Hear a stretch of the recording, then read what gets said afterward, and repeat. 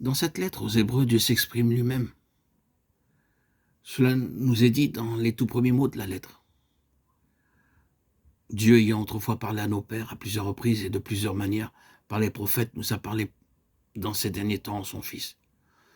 Nous rencontrons donc ici un Dieu qui s'exprime. Il nous est déclaré être un Dieu qui parle. Il n'est pas un Dieu muet ou silencieux. Il est un Dieu qui a toujours parlé et qui parle maintenant.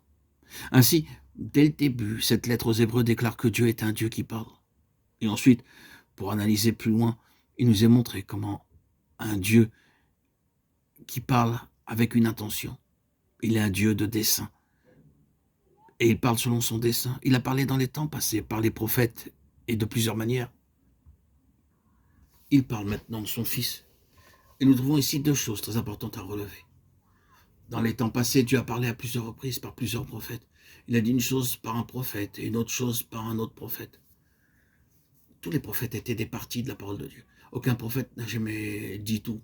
Nous pouvons relire les prophètes et nous verrons que chacun d'eux avait un aspect spécial du message de Dieu. À plusieurs reprises, ou plutôt en plusieurs parts, c'est le mot. Sa dernière parole en Christ, c'est la réunion de toutes les parties en un tout. Toutes les parties sont réunies en Christ. Cela donne à cette lettre aux Hébreux une place très très grande, n'est-ce pas?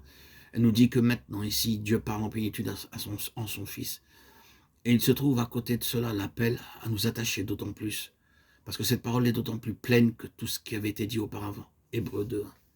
Il est dit ensuite que dans les temps anciens, Dieu avait parlé de plusieurs manières. Non seulement en plusieurs portions, mais de manière différente. Oh, il serait trop long de retourner à l'Ancien Testament pour voir toutes les manières différentes dont Dieu a parlé. Il a parlé d'un millier de manières différentes, quelquefois par des paroles, d'autres fois par des actes. Les manières étaient en vérité diverses. Il nous est cependant dit ici qu'à la fin, il parle d'une seule manière, d'une manière unique, et cela en son Fils, le Fils de Dieu, et sa manière unique de parler à la fin. D'un côté, personne ne pourra recevoir quelque chose de Dieu en dehors de Jésus-Christ.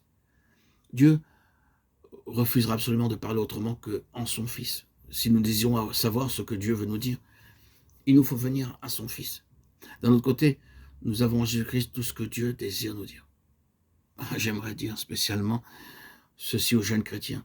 J'ai lu et étudié ma Bible durant toutes ces années et je puis vous dire honnêtement qu'aujourd'hui ce livre me dépasse entièrement. Je ne reviendrai jamais à cette lettre aux Hébreux si cela n'était pas vrai. J'ai prêché et parlé sur cette lettre depuis des années, mais aujourd'hui, elle me dépasse absolument. Devrais-je dire la lettre aux Hébreux? Il serait plus correct de ma part de dire le Seigneur Jésus qui est révélé dans cette lettre. Oui, Dieu nous parle beaucoup plus en son Fils que ce que nous avons pu comprendre jusqu'ici. Nous n'avons rien en dehors de Jésus-Christ et nous n'avons besoin de rien en dehors de lui.